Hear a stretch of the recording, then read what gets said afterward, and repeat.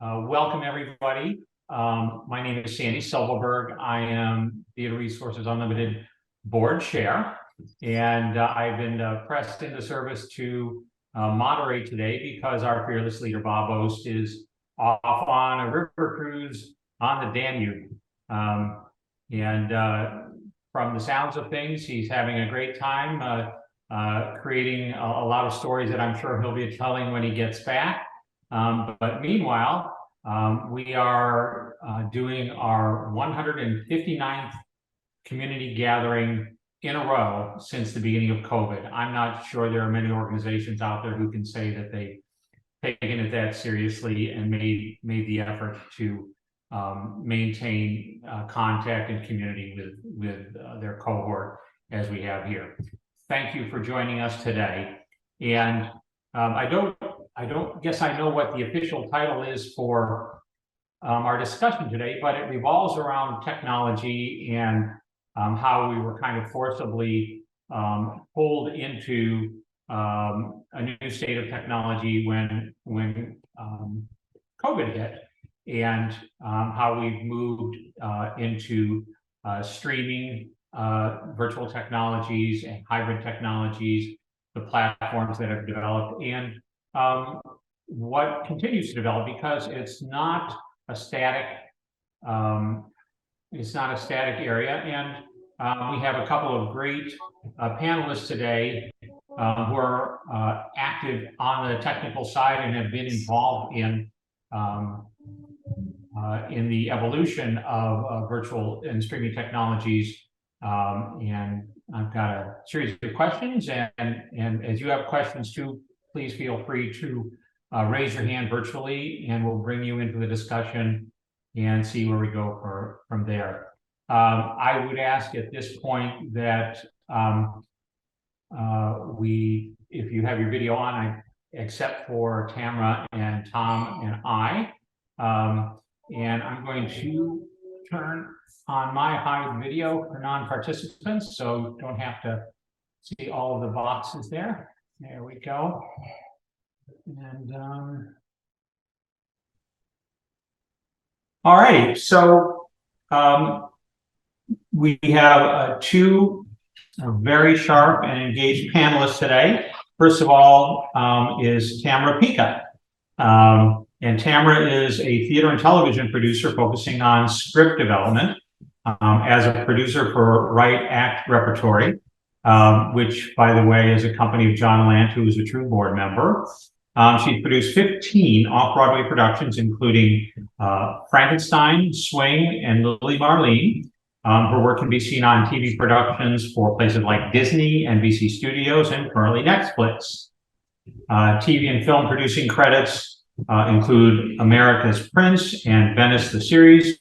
And pivoting during the pandemic to digital spaces, she's worked on over 100 digital live events ranging from theatrical readings, 1 to 3 day live events, and theatrical experiences such as Frankenstein the musical, now streaming on streamingmusicals.com. So welcome, Tamra. And our other panelist today is Tom Polum. And Tom was co-lead producer of the multi-award-winning The Toxic Avenger off-Broadway. And as a director, he's directed Oklahoma, Funny Girl, Carousel, Grease, Hello, Dolly, Phantom, and many others. He also served as associate for musical staging and helped restage the Broadway production of Cyrano the Musical at the Carré Theater in Amsterdam. As an author and composer, he's created Abelard and Eloise, Finding Frida Kahlo, The Toxic Avenger, Christmas Chaos. And the aforementioned streaming musicals that Tamra is streaming Frankenstein on now. He formed the company Streaming Musicals, which is a digital content creation for works that are meant for both film and live stage licensing.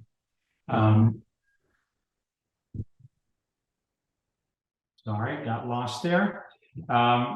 Streaming Musicals has produced musicals of Emma, Pride and Prejudice, Sense and Sensibility, Mary Harry, No One Called Ahead, Burning Man the Musical, Estella Scrooge at the height of the pandemic as a green screen production, and the recent 1660 Vine. Of those works, 3 have been sold into licensing to Music Theater International. And something that I probably should be aware of, but I wasn't, you're a former board chair of TRU, are you not? That is correct, yes. Very good. Thank you so much for joining us today. So I have a background in tech, and I've had kind of constant visibility for many, many years, over 30 years, but not so much in theater tech. First of all, when did you guys get started in theater tech? Tamra? I have been doing technical theater since the beginning of my career, which was 35 years ago. I started doing kind of jumping into the digital world in 1995 when Web 1.0 was happening. So a lot of my work has been in TV and film in terms of digital, putting on digital presentations. Venice was the first series to win an Emmy. That was the first streamed series, and it was pre-Netflix. So I've loved this world. So when COVID happened, the 2 worlds that I hang out in, or the 3 worlds, tech, TV, and theater, kind of collided. So that definitely, shifted where I was going, but I've been interested in it for a long time. Very good. And how about you, Tom? Yeah, I worked in the theater all my life, and it was after Toxic Avenger ran successfully, but didn't recoup, unfortunately, because of the complexities of off-Broadway and the expense of all that. I started thinking about there's got to be a better way to introduce new musicals to the world, or at least an alternative way. And so we came up with this concept of streaming musicals in 2016.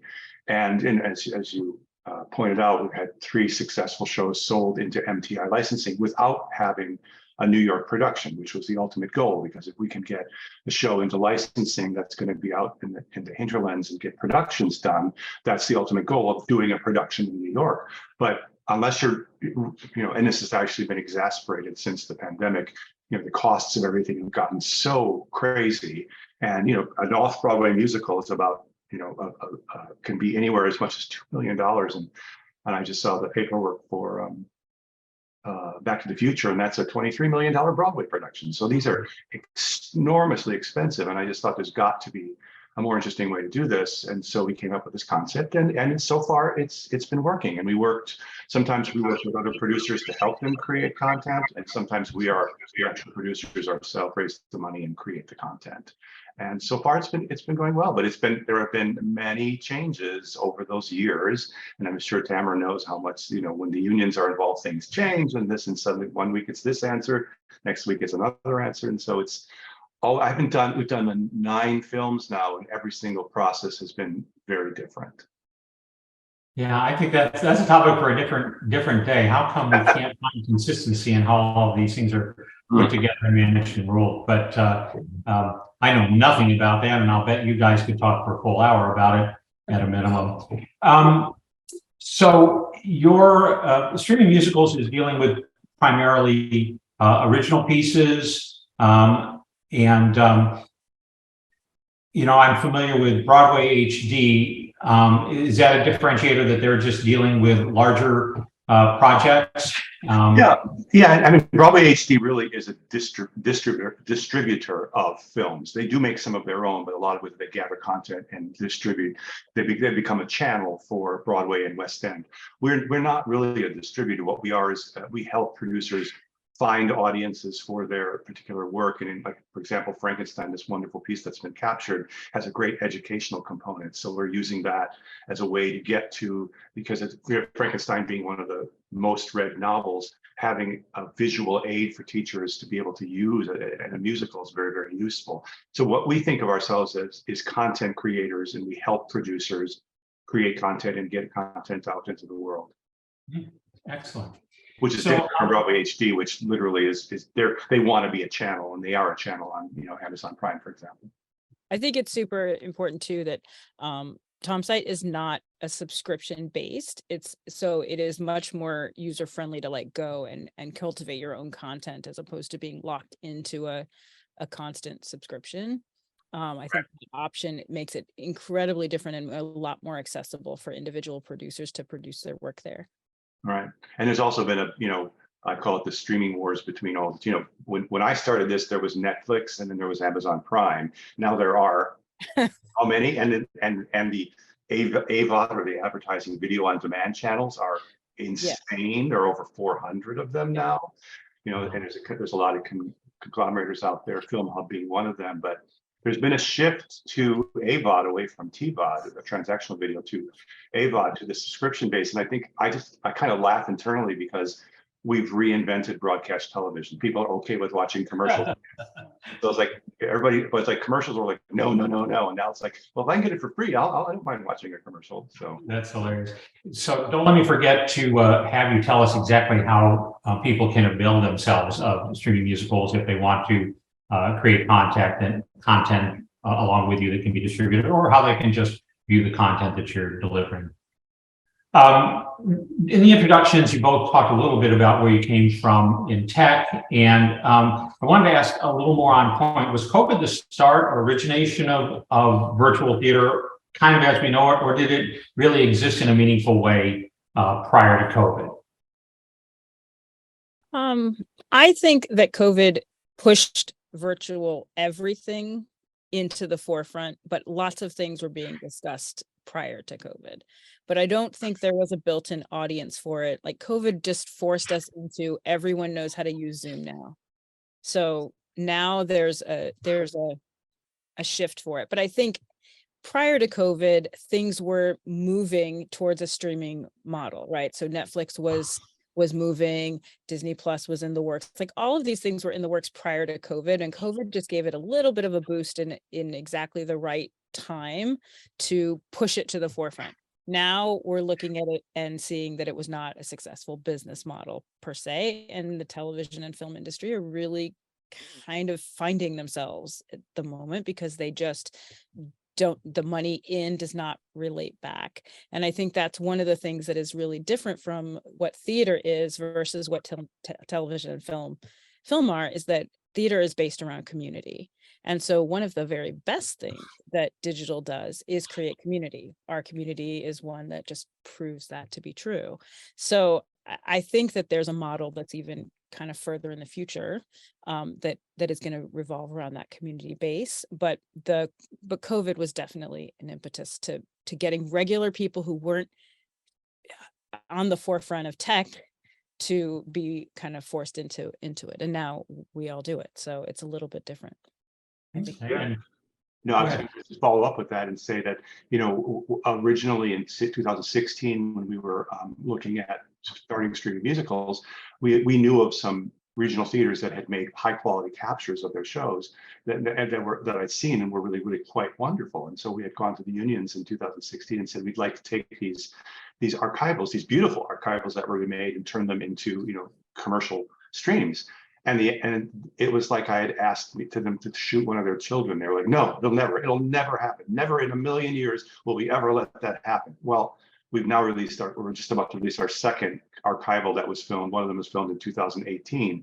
That's what COVID changed. It made everybody realize that theater can actually go on to film or television. And as long as it's filmed correctly, it can be just as impactful as being in a live space. Because that's the thing that a lot of captures of theater pieces do, is they make you feel like you're in a really bad seat in the house and you can't really hear very well. It's not this or it's not that. So if you really want to enjoy the experience, we always say with streaming musicals, we're giving you the best seat in the house for you to be able to experience that particular show.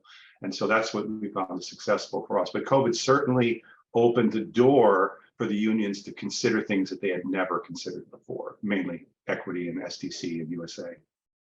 That's a great observation. Go ahead, Tamra. No, I was gonna say the other thing too is simply technology has changed, right? Because up until, in 1995, we were like, wouldn't it be really cool if you could watch a TV show and then talk to your friends at the same time? I worked for TV Guide Online and they were like, yeah, that'd be really cool, Tamra. We don't have the bandwidth for that. So we started to see that happen with YouTube. And then once YouTube kind of pushed things further, so COVID hit at a time when technology was kind of just hitting to fill that capacity to be able to do those things. And the wonderful thing about COVID is that it has pushed the technology probably faster than it ever could have, because now there's a need. Before, it was like a bunch of tech people who are like kind of advanced going, wouldn't it be cool if, and people are like, yeah, whatever, no one's going to buy into that, or that'd be cool, but why?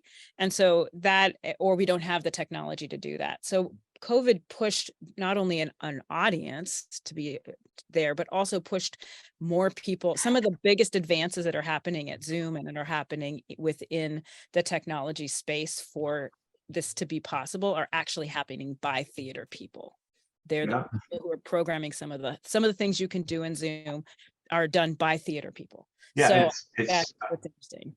Yeah, I was gonna say it's so fascinating because both prior to COVID, probably if you asked 100 people what is Zoom, you'd get 95 people say, I have absolutely no idea what that is. Now, if you say the word Zoom, I think everybody knows what that is. Even people who don't have it still know, because we do our board meetings virtually on Zoom, and people that don't have Zoom will go over to somebody else's house to watch the Zoom meeting because they want to be part of it. So the community of theater was logical to jump into the Zoom, because that is community. Zoom is community, and that's what was successful about it. Yeah, Zoom from a branding standpoint is the Kleenex of streaming, right? I love your observation, Tom, that that you have the best seat in the house, because it's kind of one of those balancing factors that we had to deal with as we were looking at the first incarnations of streaming theater. That yeah, maybe the sound was a little out of sync, or the camera angle not so great, but here we are front and center, and we're able to capture everything, sight, sound, without interruption or obstruction. So I think that was very good. So what were kind of the parameters and limitations around the initial attempts at virtual presentation when COVID came along? I mean, we started with Zoom, which was never intended to be a streaming platform for theater. What were the main challenges, and you know, how have they evolved over the years, the platforms that we're most familiar with? Because I do also want to talk about new platforms and custom platforms that have sprung up because of theater. Go ahead, Tom. Have a go, Tamra. All right, I can have a go at this. So Zoom was the first platform that we all kind of came onto. It was kind of between Zoom and Teams, and you know, in terms of meeting and greeting, Zoom behind the scenes has got just leaps and bounds. So a lot of the services that you use that are other things where you go into other theater experiences are actually built on the Zoom platform, because the Zoom platform is super robust. There isn't anything really from behind the scenes that covers it. They have a production studio now. You can produce live productions that it can be controlled around the world. You know, your sound mixer could be in the Philippines, and your camera operators who are doing the switching can be somewhere else. So there's a lot of stuff that Zoom can do that I think we haven't even taken advantage of fully in our community, and because it's changing daily, the things that you can do, including things that we already do in theater. So already in theater, we use Isadora to program all of our projections and lighting, and you can use that same system in Zoom to do all kinds of crazy things, which you could not do. And you know, when COVID started, people were just kind of digging into it. And now even this week, they've made it like one button operation to do all kinds of, you know, to automate all kinds of things. So when we first got into Zoom to do readings, I think some of it is that we were just so excited to see our friends that we just accepted everything. We were like, no one looks good, no one sounds good, like we don't care, like we're just so excited to see our friends. And I think that has changed, because as consumers, we're becoming more aware of the fact that, you know, good sound quality, good visual quality does make a difference. And if you've ever been to a meeting or production where 100% of that is you know, in check, it is vastly different experience than just kind of meeting up in a group like this. So some of that technology just didn't exist. Some of the capabilities of, you know, running events didn't exist that exist now. And so, you know, we have a lot more opportunity, a lot of places we can grow, but we also have just things that we didn't have before when we first started, that, you know, people were Zoom bombing, the security wasn't great. We did not expect everybody to come online. We couldn't, you know, when we first did speed date for TRU, we did not have the ability to have, you know, to have breakout rooms that we could self-select, or that we could really manipulate in a way. And like, you know, it was like 15-hour experience trying to get people to pitch through there. So like just certain things, you know, in terms of the event space have definitely changed. I just moved all of our productions to a site called Obvio, which takes a lot of the stuff I've been doing by hand on 4 different computers and puts it into one platform. So there's just a lot that has changed because the need has changed. And there's just things that we're still not doing that we have available to us that is changing daily. Yeah, and I think too that Zoom has become a really important tool now for when we meet, when we have production meetings for films that were happening. You know, the fact that you can easily jump from meeting to meeting to meeting without having to physically travel places is so interesting. You don't have to go to the GM's office, you don't have to go to the marketing office. You can just have a Zoom and you can get people together much quicker. And that's really interesting. I think one of the challenges all along though with Zoom and musical theater is music and Zoom are not happy with each other, because Zoom is designed to take the speaking that we do and do what it needs to do to it so that we can all be in one room talking. But when music takes over, it just gets very confused. And I know that there have been a lot of people who use like a different audio server and then use Zoom for the video to be able to get the music to be performed so that people can sing together and things like that. So that was one of the early challenges I saw, because I remember going a couple, you know, virtual musical readings that were just crash and burn events early on in the pandemic, because the technology wasn't there, so it would need to be matched with something else. And they're in beta now with being able to sing in real time. So you can do it. You have to have parameters hardwired, and then they're, you know, setting up computer to use the original sound that also like there's just changes that we've made along the way. But even 6 months ago, we could not sing in a room together, in a Zoom room together, and we can now.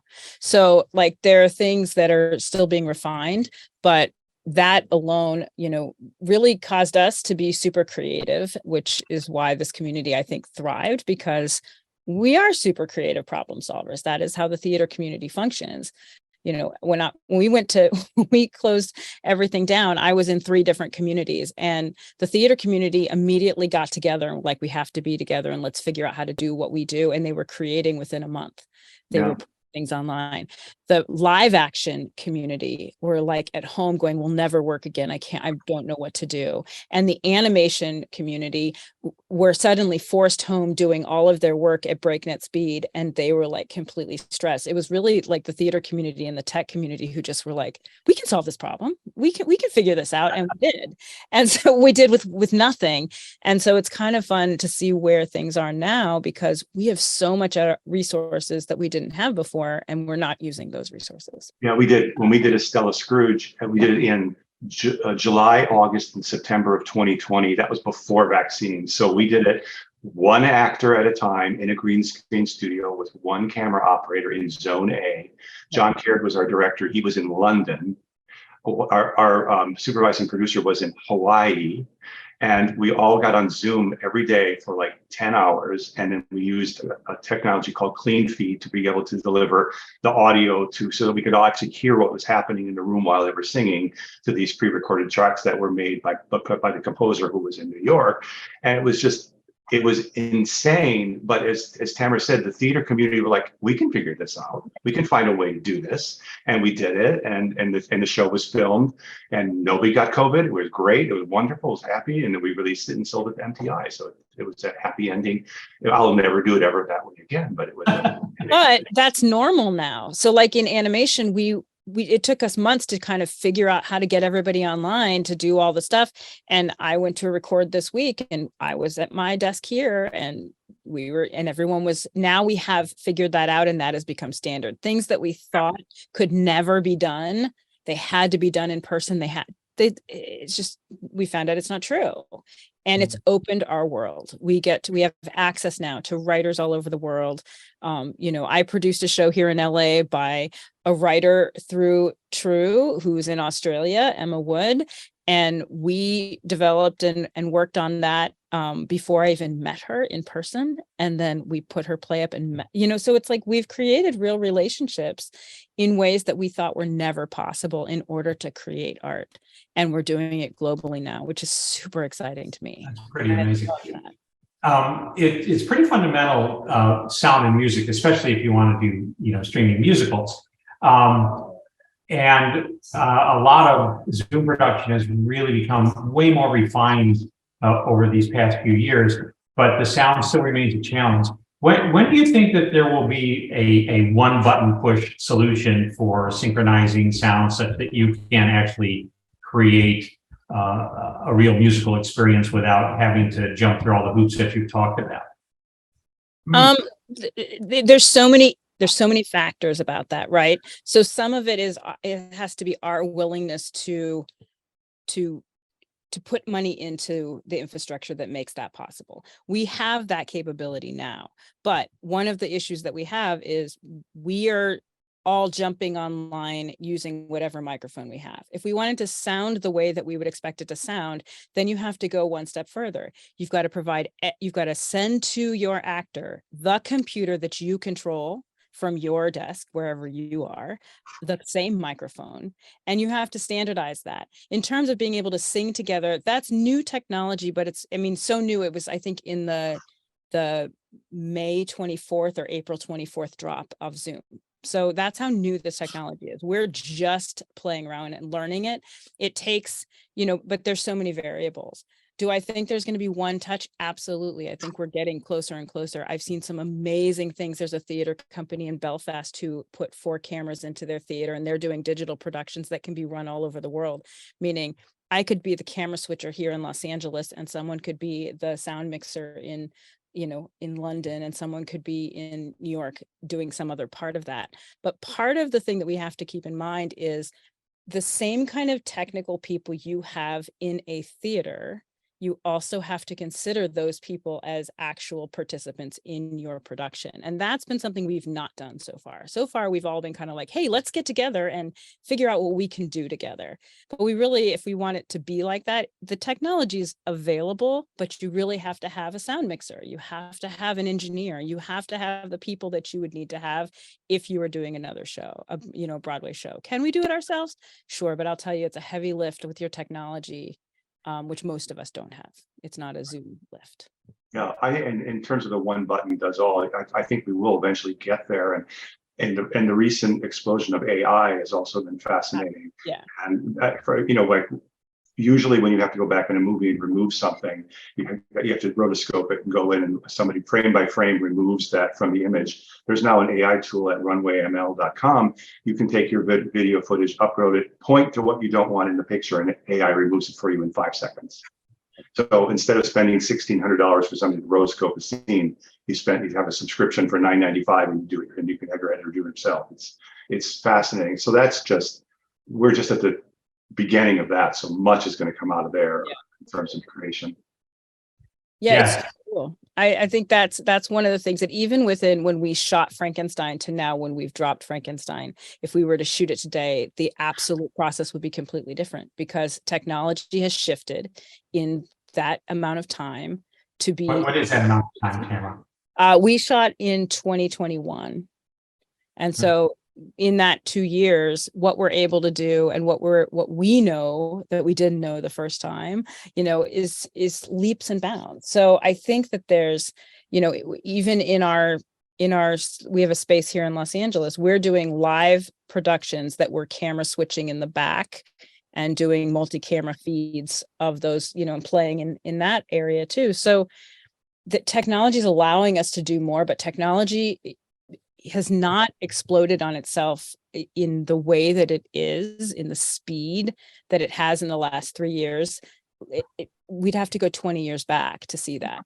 We look at kids and we go, oh, they're digital natives. No, they're not, because they grew up, this Gen Z generation actually grew up with the iPhone and only the iPhone. So, the changes that we're seeing now are drastic and huge and really exciting. Yeah, even the same thing for us when we did Estelle Scrooge, the way we did it, how we filmed on green screen. You can now use something called Unreal Engine, and you could take all the work that we did to create in post for Estelle Scrooge, and we could have eliminated months of post work by just using the Unreal Engine. We have a project that I'm working on right now.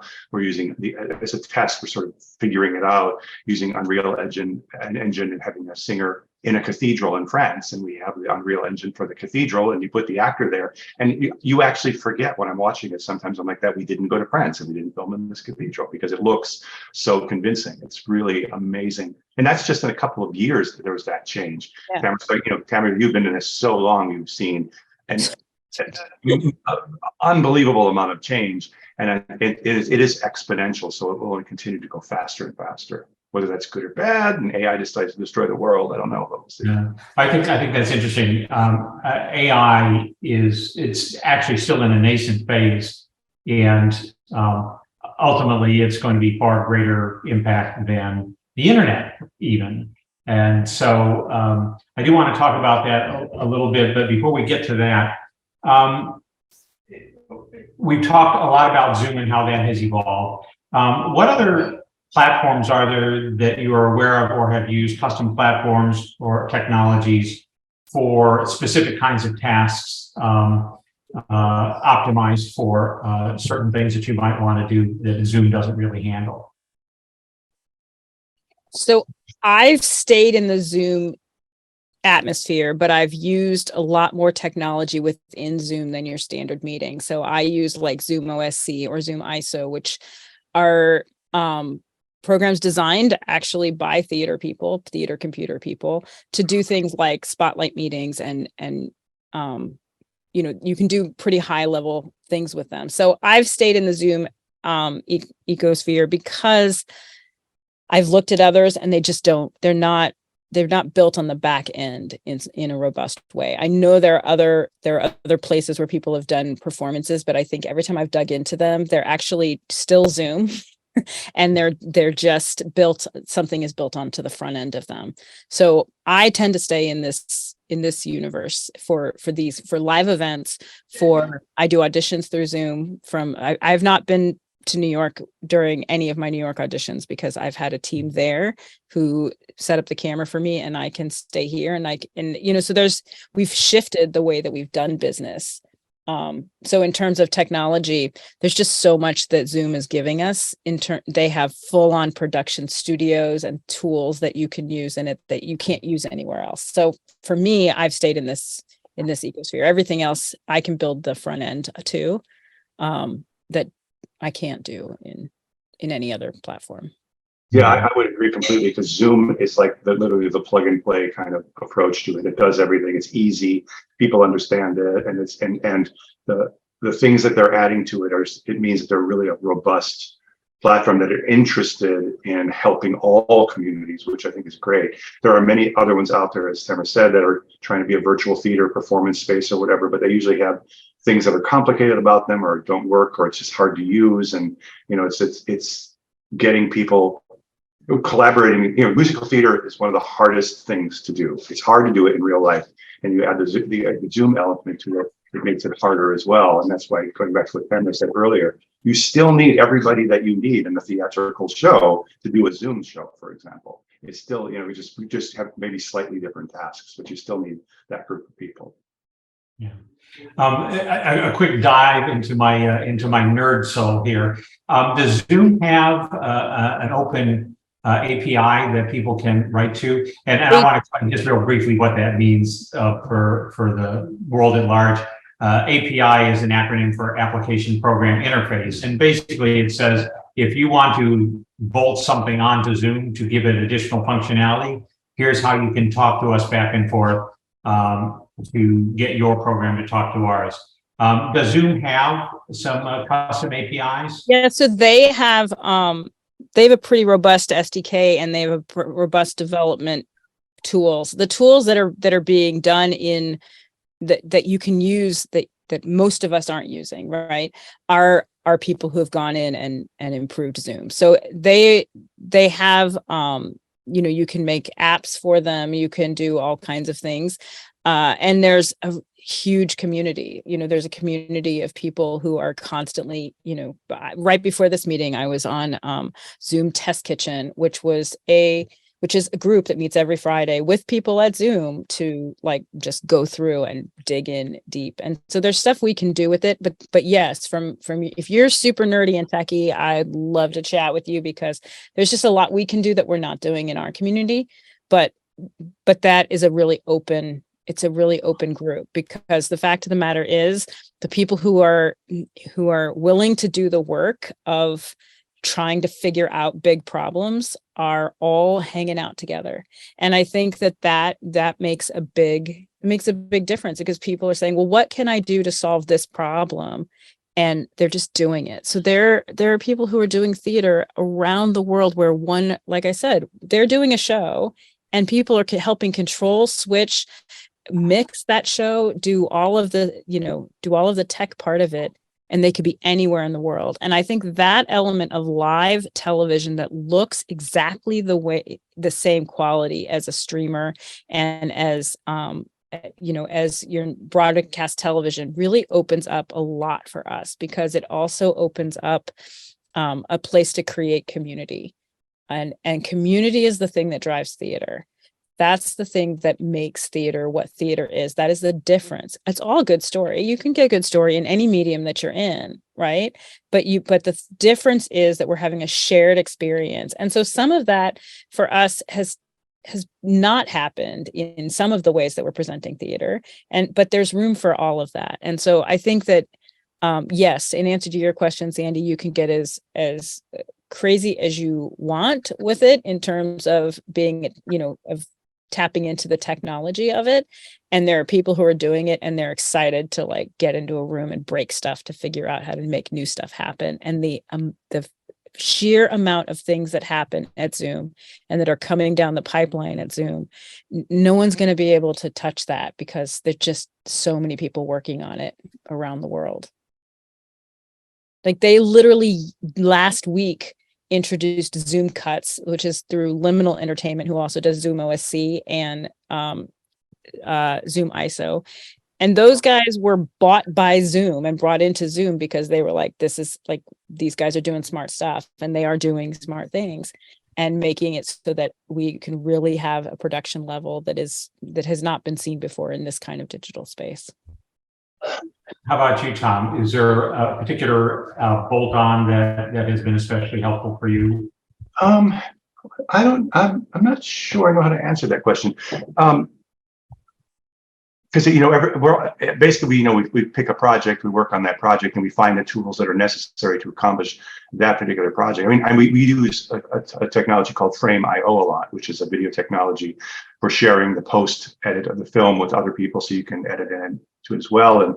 And on Burning Man, we used Frame.io because Frame.io now has a wireless application where you can send the video. As Tamara was saying, somebody can actually be a director of photography and not have to be in the room anymore, that's an incredible step forward for that person to be able to have the video village in front of them and see what's actually happening.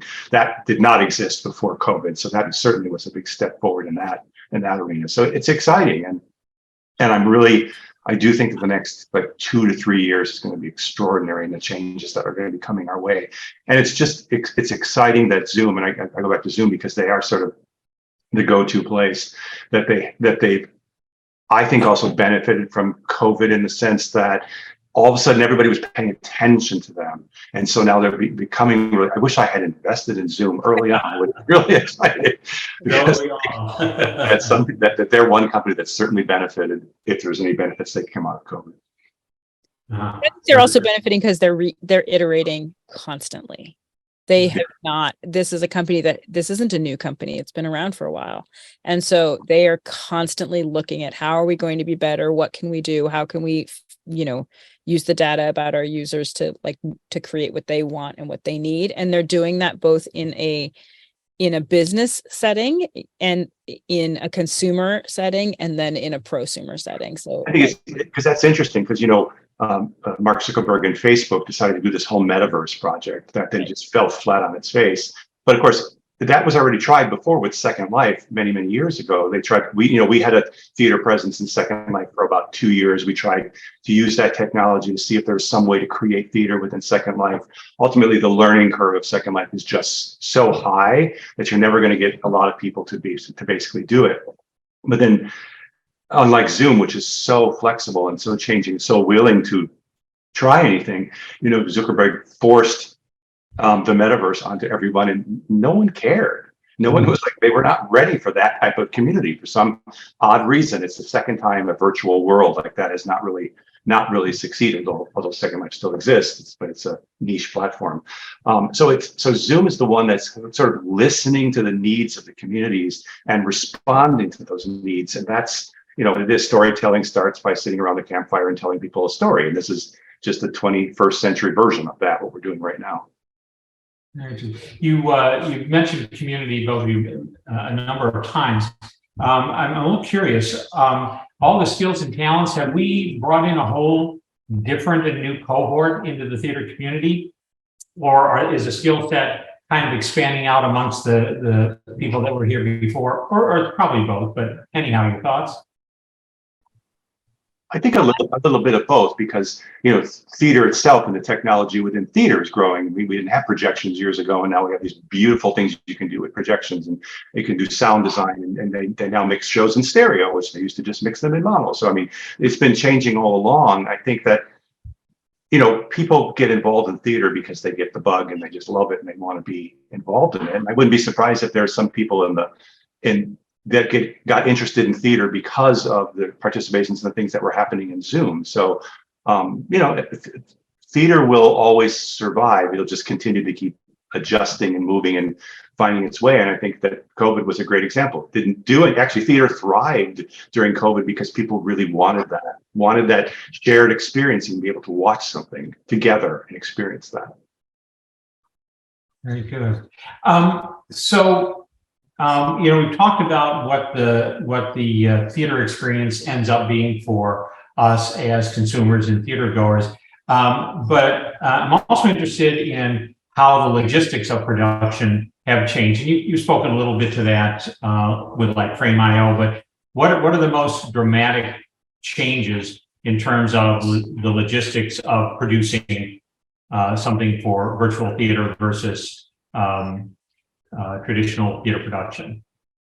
I think some of it is audience expectation, right? When we first came into Zoom, we were so excited to be here, and we didn't care that there were dogs barking in the back and all of these things. And so we watched anybody in front of a screen. We didn't care if they matched. And now we're saying, okay, well, if we're going to take someone's time, we actually have to also be doing things with their backgrounds and their, which we can do. We can control other people's computers and change their backgrounds, or we have to think of staging a little bit differently so that it's not just people sitting in a box reading. And I think that has been, that's been different, but there's also different types of productions, right? So there's a reading, which no one should be doing that if you're at the very beginning, other than Zoom, where you can get to hear your work. Like, you should not be spending $1 gazillion. You should do that in Zoom vanilla, just everybody getting together and reading to each other to hear your work and see how it's doing. That's a huge plus to that.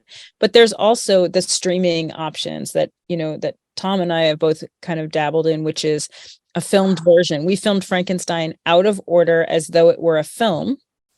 And so we could take advantage of our set design, our matching of lighting and things like that, and put it together in post. So there's a lot of things there's a lot of different ways of experiencing theater. And I think it's super important that we have this option now. I don't think it's going to replace, it's going to close everybody down and suddenly people are going to be like, oh, I'm only going to go to Zoom theater.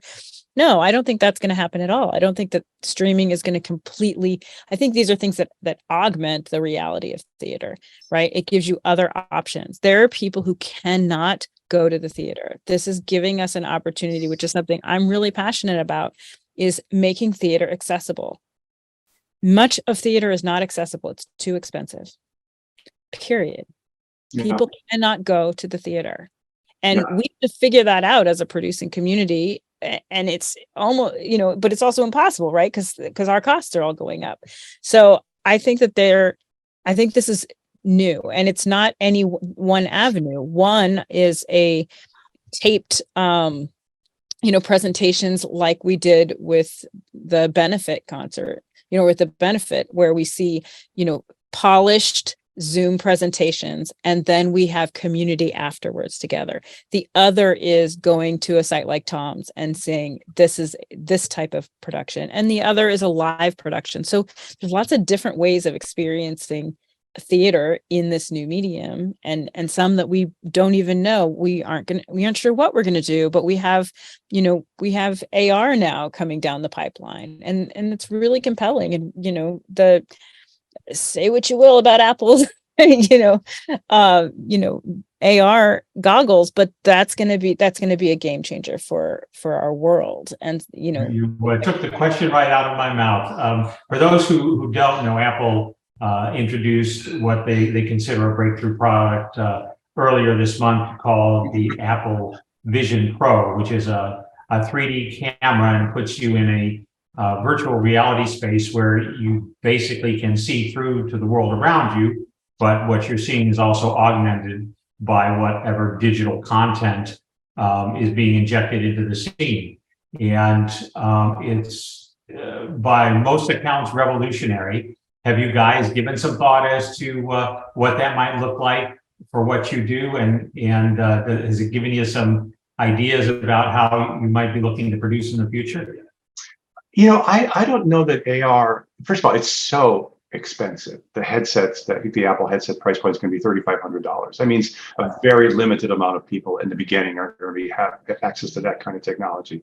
I also know a couple of people that have been working on virtual using what's the name of the headset? I can't think of it. Oculus Rift. Oculus Rift, trying to create theater with the Oculus Rift. And again, it's an expensive technology. So, we're trying to make theater accessible to people. Asking them to buy a $3,500 piece of equipment to be able to participate in a theatrical event is not going to make it mainstream. So I'm not sure that the AR aspect of it is we're right for that yet. I just think there's other ways to do virtual theater rather than that expensive equipment. So, but I could be wrong. 5 years from now, everybody could be walking down the street with a headset on. I have an opposite point of view of that. I had no absolute game in this when they dropped it. I was like, oh God, not another VR headset. I think the difference is that it isn't VR, it's AR.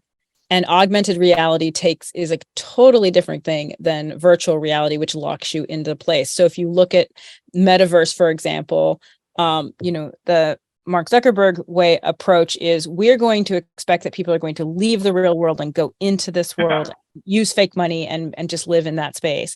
And this is drastically different because it is essentially putting a computer on your head, which is a $3,000 machine. One, I think there's a couple things to think about. One, this is the pro level, which indicates that there's probably a range. And two, I think this is vastly different technology than what we've seen up to this point, and it is going to be a game changer. No one believed that they were going to have $1,000 phone in their pocket, and yet we all do. So I think that A, the prices are going to come down. B, there's going to be some way of making it accessible in the same way that your phone is not $1,000 purchase. It is over a period of time. I think all of these things are happening. I don't see how we can't look at it as what are the possibilities for us in the future. We don't know what that is because no one knows what that programming is. We've got definitely Disney Plus, and that universe is there. But when you're thinking about it, like from a sports position, you can literally be watching and you're sitting on the field. So why wouldn't that be something where I could be watching a show where I am sitting in a live performance from the best seat in the house? Do I think we're going to be running to that technology? No, because I don't think we understand that technology enough. I think by the time that technology's out, they've got enough people involved in it to make it go from when they're off the ground. I think they're going to sell out the amount that they can make, which is about 1 million to what they're not going to not sell out, but they're also not going to be at the beginning stages capable of making 20 million copies of these. So I think this is not a problem for tomorrow, but it's something we should all be looking at. I'm going to go back and amend something that I slightly said because Tamra's very right. It's interesting, like if we go back to Second Life, which was started back, I can't remember what year, 2004 or 5, whatever. And when they first created, there's a wonderful book called The Making of Second Life or something like that. But they talked about it when they first created it. They thought it was going to be used in a certain way.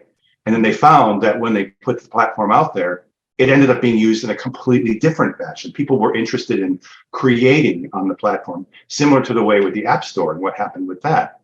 I don't think Apple probably envisioned that millions of people would be writing apps for this store that's going to take off and drive the usefulness of the iPhone, because suddenly the iPhone became, it's not about making phone calls anymore. It's about communication and how do you use it, and pictures and all these other things, and the 10,000 apps that you all have to have. So I think with the AR headset, once people start using it, we're going to see how it's going to be useful and what's going to make sense of it. I mean, I have AR on my car display. It shows me my speed and my directions and everything, broadcast onto the windshield.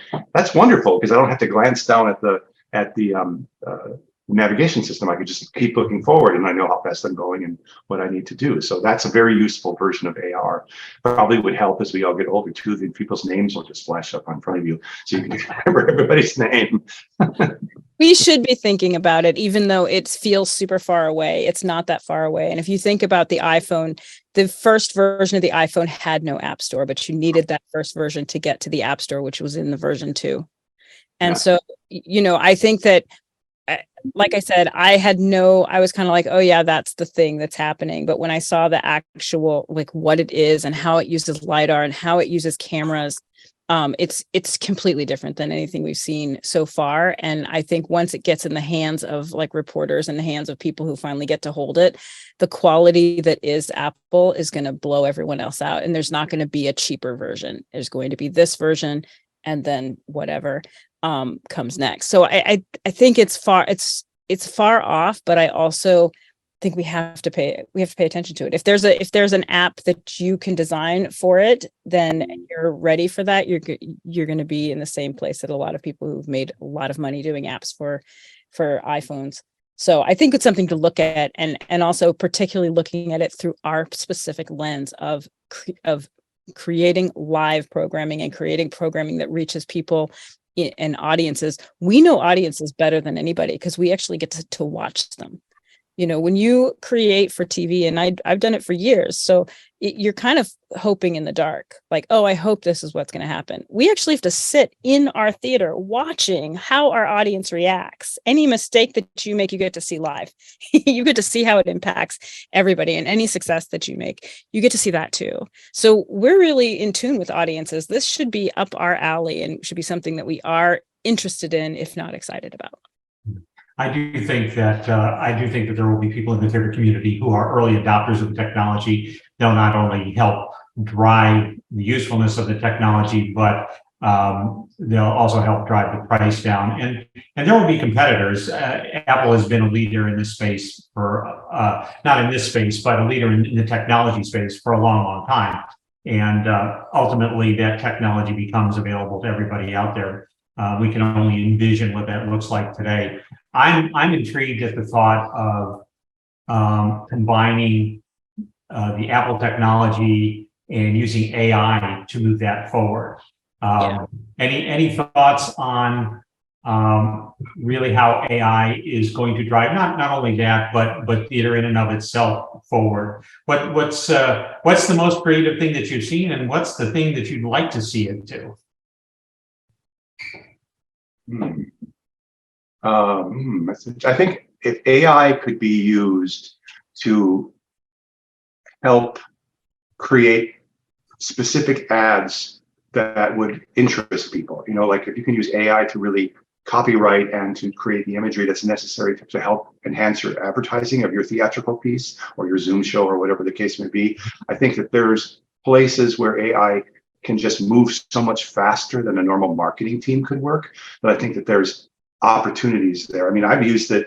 Sometimes if I need to write a letter to someone and I need to tell something that they're really wrong, I've gone into ChatGPT and said, like, write me a letter where I need to tell this person that they're really an asshole in a nice way, and it writes a really interesting approach that I think, like, now it would have taken me like a half an hour to write that on my own because I'd have had to be angry while I'm writing and figuring it out. But ChatGPT gave me 3 versions of it in 30 seconds. So, I mean, that's where I think used in the right way, we can use AI to enhance all of our experiences, our marketing, our advertising to be able to reach more people effectively. So I think that for me, that's the most interesting thing for me right now. And then of course, the technologies I talked about earlier with being able to remove objects from images and film and all that, that's really quite fascinating. I'm sure that'll be able to be done live. And if that's going to be able to be done live at some point, Zoom will probably come up with a technology where all of these people can be standing in a field together, talking with each other using it. We already have, right? Mhm. And I think that the best use of AI currently as we have it is to get rid of mundane tasks. If you exactly what you said, Tom, taking and giving you back half an hour of your life because you're doing a mundane task allows you to have more creativity, more time to be iterating in the ways that we want to. So it's baseline. I want it to do all of the boring tasks, and it's not going to replace creative people. It's going to do things like take minutes at meetings and immediately send them out so everybody has them. It's going to do like the boring stuff, right? So the first stuff we should be doing is the boring stuff, because that allows us the time freedom to be iterating and to be thinking about the more complex ways to use them.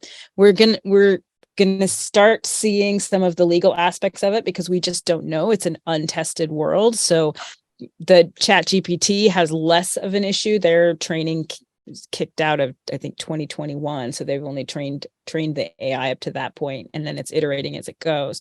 But there's a real issue with things like Midjourney, because right now it's using training from previous artists' work. And so I think that will end up somehow in some kind of litigation, and what that means. And if that falls under that parody law or whatever, we're still going to see what that happens. But I think as AI is changing the way that we kind of do our everyday life, that's going to enhance our creative life. But I agree with you. I think there are just certain things that it does. No one should be writing cover letters anymore. Let your Chat GPT do that for you. Where I sometimes worry about AI though is, the Unreal Engine, which I talked about, which is such a fantastic tool for creating your backgrounds. It can also create lifelike avatar people who can now speak and they're unique. Absolutely. So literally, the technology is we're a second away from the technology being able to actually have replacement actors be AI actors. That's a little scary, I think. And that's one of the reasons the writers are on strike, right? The writers, that is the one thing that's on the table. It's on the table in the actors that are potentially going on strike with SAG, because AI is one of the main things. So I think we do have to look at it. I think there's some excitement about it, but I also think that we don't know what it can do yet because we're at the beginning. And the beginning part is a fun party game. I mean, I was blown away when I saw this YouTube presentation the other day, and I watched it, and I was like, and those were all AI actors, and I went, oh my God, I couldn't tell the difference. Right. And I thought the major studios are going to be like, how can we use this to our benefit? And the writers are like, no, and the actors are going to be like, we're going to be out of jobs. So, and that's going to turn people to theater because they just want to see real, right? So this would be great for us. Well, there you go. There's a full spectrum of thought about how this might go, and we're all going to sit here with bated breath. Before we end, I did want to talk briefly, because I noted in the discussion for this community gathering that we were going to talk about a poor man's hybrid broadcasting solution, because with COVID, TRU was faced with going virtual. Previous to that, everything was done in person. And we love having people attending literally from anywhere and everywhere, but there are people who would like to show up in person. And so how do you create an environment where you can bring in your virtual audience, bring in virtual panelists, and along with your live panelists? And honestly, it's not much different than technology we have built into our computers, into our laptops, but it's exploded out into components that are a little more special purpose. I'm going to throw up a picture here of our first hybrid presentation that we did.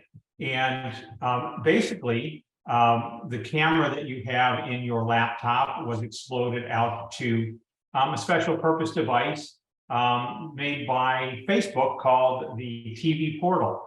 And it's basically, if you will, a special purpose computer that has enhanced camera and sound capabilities. It's designed to stick on top of your television at home. So you can put images on a big screen, but it's a very smart device in as much as it can automatically pan and zoom to take in the full breadth of a panel that you might have viewing, as well as an 8 multi-point microphone built into that device. And so it produces good quality camera and automation without having to do anything. It picks up sound from all over the place. And it also runs Zoom. It runs as an application on a special purpose device.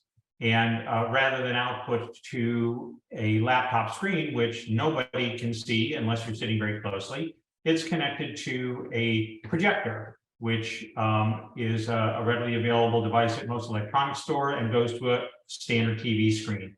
And then with the use of those components kind of exploded out of the laptop, you have a working hybrid situation that allows you to bring speakers into focus and to bring attendees virtually into focus, as well as live members. The one caveat with this is you have to be able to position that screen so that people in the live audience can see, as well as the panelists. And so we're off to the side here. It's not perfect, but the nice thing is that this whole setup can be done for about $500 and it works.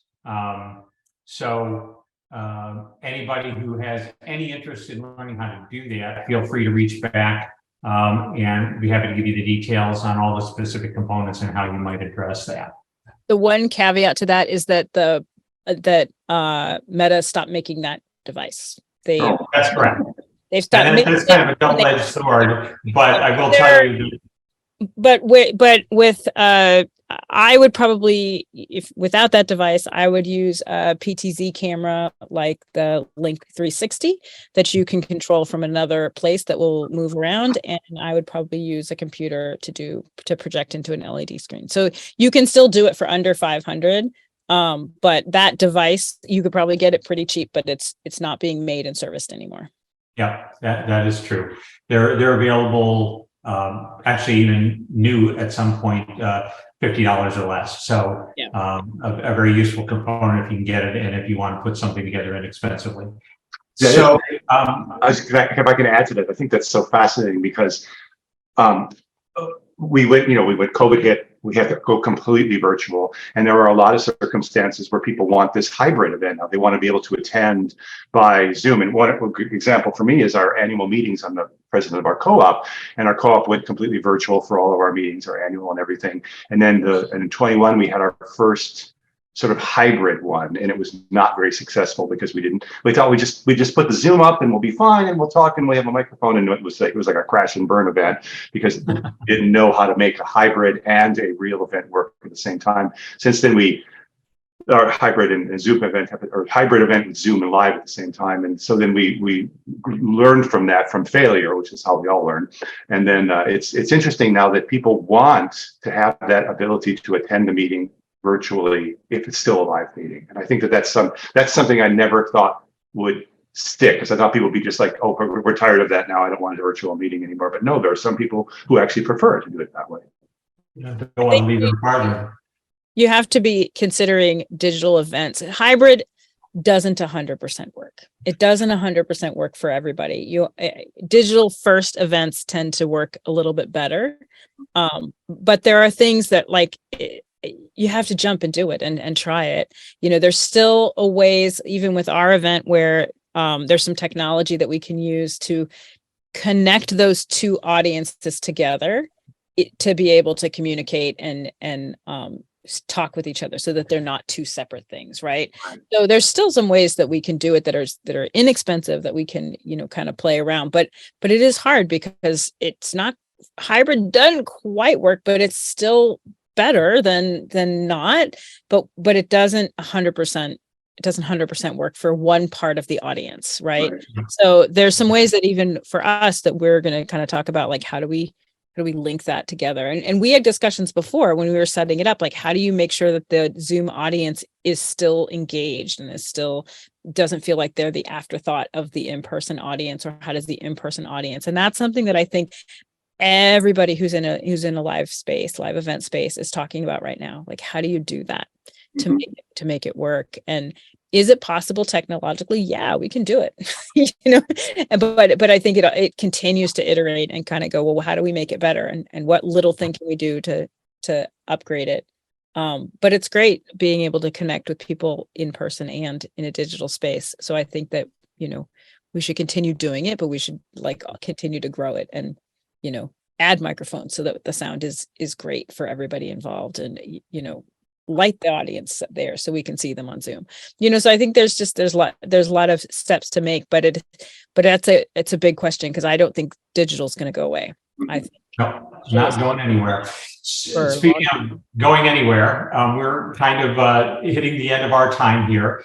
I'm sure that we probably have some questions, so I would ask anybody and everybody if they want to go ahead and turn their cameras back on. And if you have a question, go ahead and do a virtual hand raise, and you can ask the questions and direct them directly to our panelists. We can take a few questions here. And Jay, you think we can create breakout rooms if people want to have a little further discussion? We can do that. Let's go ahead and start. See if we have any virtual hand raises here. John has a question. You go ahead and John Ewing. Go ahead and unmute and let us hear. Yes, Tom and Tamra, I love the conversation. Tamra, I love what you were saying in terms of theater not being accessible to everyone. I feel like I'm a film producer and concert promoter myself, and I feel like there's so much theater in the marketplace, but even at the local level, it's pretty expensive. People can see a movie at a movie theater for $10, but a theatrical, but theater oftentimes is 50, 60, $70. On the Broadway level, it's way more expensive. And I just think that this is something that's going to become a lot more prevalent. I think there's, I love what Tom is doing. I feel like you're going to see studios coming to Broadway because, A24 is the most valuable independent film studio right now. They just bought the Cherry Lane Off-Broadway Theater in March, So, I think there's potential, I think I'd love to see different hybrids like TV series based off of theater, because that's where the teleplays like Seinfeld, Sanford and Son, Golden Girls, those are just 30-minute segments of plays. And no matter how many concerts people watch on television, they're always going to want to go to the live version. So I think it's just going to help give the authors a bigger fan base. So I can talk about it all day. I'm very passionate about this subject. I love to see what you two are doing. That's all I wanted to say. I hope that it happens internally and not externally. I want us as a community to figure this out with our unions and with our, that was the one thing that during COVID, the film and TV, all the unions got together and they came up with the white papers for how COVID was going to go forward. And in order for this to work, it's really going to be it has to be internal. And that's the struggle right now, because it is cost prohibitive and it's not accessible. And the fact is, ticket prices are what they are because it is so expensive to produce. I have a 38-seat theater in Los Angeles, and it costs way more to produce things there than it does to that I'll ever make that money back. So it's great for a developmental space, which is what we use it for. What do you know about the center stage thing just happening yesterday? It happened yesterday. I don't, but I think really know. I had tickets to a show there last month that got canceled. So for people who are not up to speed, they did not get the email like the rest of us and did, who are part of that community. They Center Theater, which is 3 spaces, has dropped their main producing space for at least the next season, the Mark Taper Forum. They've canceled all of their summer into fall performances, and then they've decided not to program space there. I think it's probably a smart move for them. This is those spaces that every theater in Los Angeles has been struggling pre-COVID. We were struggling before then, but since COVID, which also impacts like my smaller spaces, the space that John and I have out there, because you can get a $20 ticket to see any show that is coming through there. So all of these Broadway tours that are coming through the Amundsen, you can buy a $20 ticket for. They are giving away tickets, and that is not sustainable, right? So that also impacts all of the smaller theaters, because I can't sell a ticket higher than $20, $25 if you can go see a Broadway show at a bigger theater for $20. So they're shutting that down is a big indicator of what's happening in our world right now in terms of theater. The audience isn't there. Things are cost prohibitive, and they're skyrocketing. And it also is indicative of what's happening in theater in our community in Los Angeles for sure. And I imagine that it is similar across the country, So RK had a question about any movement on live streaming from the theater. Actually, I can answer that one because it just happened to us. We were asked an off-Broadway show that's happening right about now, and they came to us and said, we'd love to live stream to the number of seats that during the pandemic, the Equity was allowing the show to stream to a certain number of seats during the same period of the run and all that. That is gone. They've taken that off the table. The only way to stream the show now is to go under a full SAG contract, full Equity buyout, and the whole thing. So it became cost prohibitive to even consider doing it. It was going to be $160,000 just to get out the door to be able to stream a performance. And I was like, no, that's not going to happen. Yeah, that's terrible news. Yeah, I was really, really disappointed because I thought, this is a chance for a little off-Broadway show to reach to some people that it's never going to see, because that show's going to open and close in 4 weeks, and that's going to be the end of it. But unfortunately, Equity has gone back to their pre-pandemic version of that. Some of that has to do with SAG though, right? Because the contract reverted back to SAG. So I guess the way around this, and I'm thinking this out, having no legal background whatsoever in this, the way around it would be to do it as a SAG contract first before it is ever a theater contract, and do it under that ultra low budget, shoot it, and then open it as a theater show. That would be the way to do it. The contract for the film part of it has never been under Equity's purview, even though they like to believe that it is. It's a SAG contract, and it's $125 a day to shoot it. So that would be the. Unfortunately, the SAG's new position is that the SAG new media contract is not applicable to any production under $750,000. So if you want to do like what we're having to do now is we have to go under the UPA agreement, which is $217 a day. So it's a significant difference. Right. But there are certain benefits that come along with that contract. So in some ways it's a little better. It's more expensive, but it's a little better than the SAG and the media contract. And no one at SAG will give me a reason as to why that is. They just made that decision. Yeah, I think they're trying to figure it out. It's not only Actors Equity, it's also, I think, the musicians and the scenic artists who are also kind of against this digital streaming. Well, and STC has set certain rates that they're just like, these are the rates, this is what it's going to be.